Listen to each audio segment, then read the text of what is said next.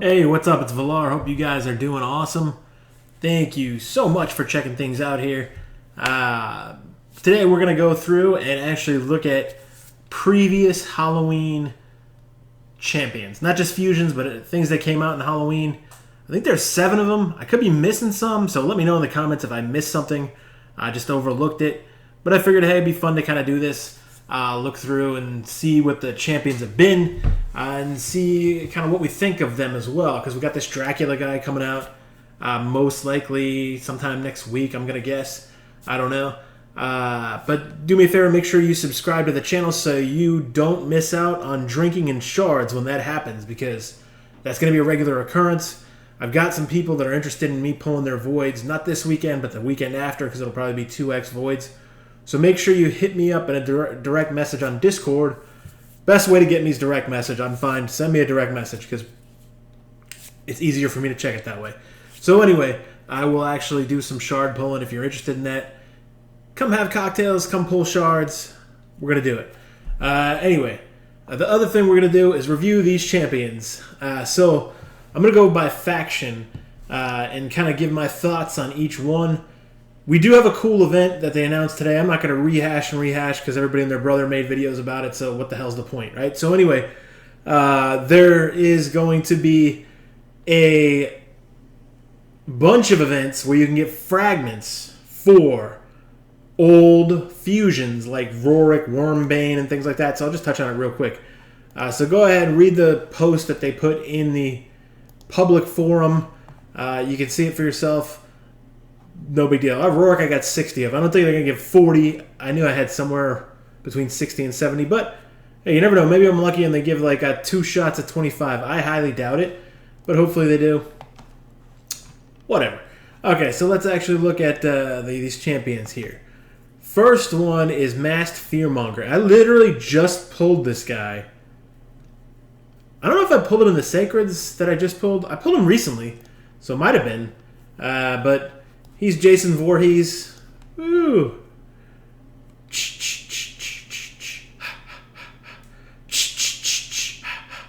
Isn't that the Friday the 13th? Sorry. Hey, I grew up in the 80s, so I've seen the originals. Alright. What does this guy do? Fear or True Fear. Each hit decreases the target's turn meter. Oh my gosh, this sucks. So he sucks, actually. Let's just put it this way. I'm going to say, do they suck or are they fire? This guy sucks. I haven't even used him, taken him out of the vault or anything. I don't see the point and where he fits in anywhere. He does a decreased turn meter by 7.5% if the target's under Fear or True Fear. That sucks because it's conditional. Reduces the cooldown of his Taste of Despair skill, which... Wait. Okay, that's this. Fills this champion turn meter by 50% whenever an enemy's HP drops below 20%. Meh, nothing special there. One hitter, 75% chance of fear, 75% chance of decreased speed, 75% chance of placing True Fear. If he kills somebody, 1 True Fear debuff will place on enemy with the lowest turn meter. Oh my god. The qualifiers on this are insane. One hitter, ignoring 35% of defense if the target's under Fear or True Fear. This guy sucks. I'm sorry. I don't see any use for him. Let me know if you're using him and he's some fantastic beast for you, but... dude, Jason's better freaking horror than that. This guy sucks. Jason deserves not to be a Vault Guardian. That guy sucks. Anyway, okay.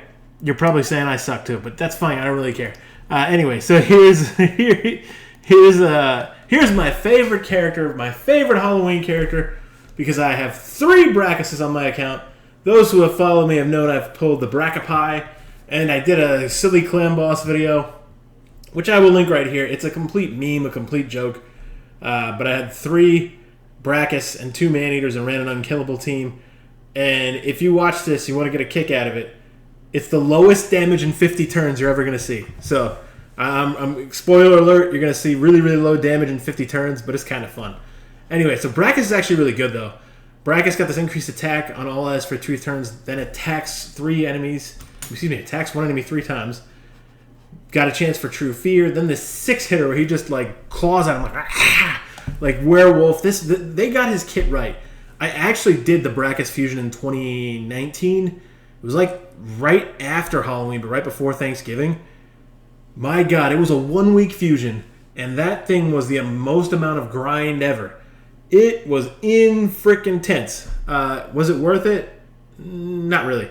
He's still good, but I would say it wasn't worth it. But he's fantastic. You can use him a lot of different places. He's got this cool passive that revives. So I do think he's actually a pretty good champion. And when I look at him aesthetically, he is just one of the best looking champions in the game.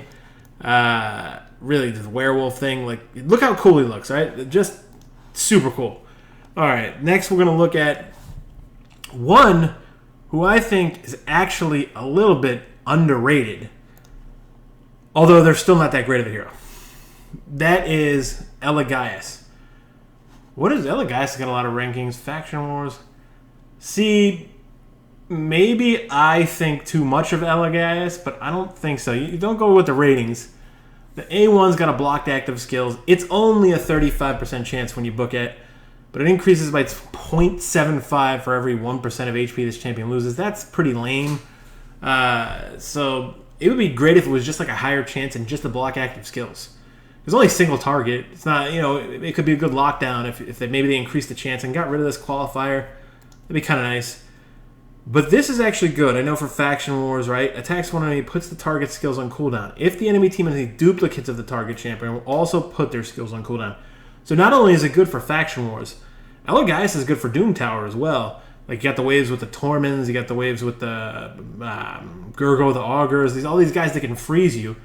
And if you can get a skill cooldown with this guy, he's really actually pretty good. I don't know.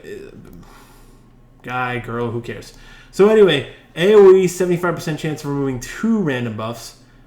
Has a 75% chance of decreasing all enemies' turn meter by 20%. And decreases enemy turn meter by a further 0.2% for every 1% of HP this champion loses. I hate that part of this character's kit. It sucks. And I wish this was like a full, strip, but it's not. And then prevents this champion's death and keeps him alive with 1 HP. It's kind of weird. But this skill right here, to me, I find it quite useful, but mainly in Faction Wars and Doom Tower. So I will give that. But I don't think Elegance is complete trash. Do I think that this character is wonderful and top tier? No. But definitely has some uses, and this is a good skill. My opinion on that. Now, the other one, the original Halloween fusion that we had.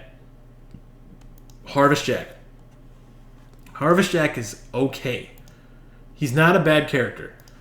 I mean, he's got defense, arena, yeah, arena, Fire Knight, got a 3-hitter, got a chance of placing fear, and can steal some buffs, right? But it's only a 35% chance when you book it. But it does hit 3 times, and it's each hit, so that's actually pretty good. AoE that does block buffs on targets under fear. It's conditional. That's the part that sucks. It's still conditional.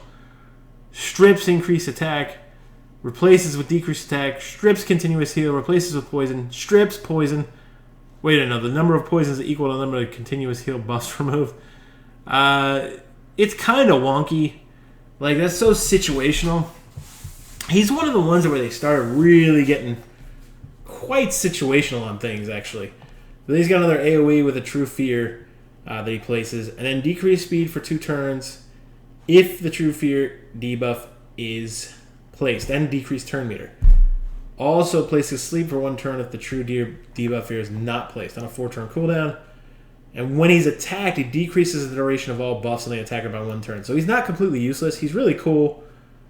I think he's kind of average. Like, this is going to be a super controversial statement. And maybe I'm selling Elegance too hard again. But I actually feel like Harvest Jack and Elegance are about equal. They're situational. They have different uses. Harvest Jack's more arena type uses potentially. But neither one of them is overpowering to any sense of the word. And you can only really use them in like 1, maybe 2 places. They just have different purposes. So I view Harvest Jack and Elegance as pretty much equals. I don't know if this girl came out on Halloween, so let me know if I'm wrong in the comments. But I imagine she did. She looks like she should have. So I think she came out around the same time Elegance's Fusion did, but she was only available for a pull. She's got a 3-hitter with a hero reduction, good for Fire Knight. Does increase attack with the ignoring defense if the target's under a shield buff. A lot more conditional stuff, right? Ignore defense if the target has higher defense. Dude, you need like a thesaurus and a degree from Harvard to actually make sense of this freaking kit because it's got so many damn things conditional to it. I jest, of course. When revived attacks the enemy, they kill this champion with default skill. She's kind of meh. So the artwork, nailing it out of the park on most of these. She is fantastic as far as artwork goes. She's kind of average. And, I mean, I guess she smacks hard, but that's about it. I wouldn't be overly mad if I pulled her because I don't have her. But I also wouldn't be, like, jumping for joy. I'd rather have Sifi over here, So anyway, we only got 2 more, and they are by far the 2 best. And they are the last in the index as well, so that kind of saves the best for last. Everyone knows and loves and wants to pull Madame Ceres. Madame Ceres is just fantastic. The decreased attack, the decreased defense, plus complete buff strip on a 4-turn cooldown. She is actually really good for Scarab as well because she places a shield equal to 10% of her max HP at the start of every turn. Which is really cool.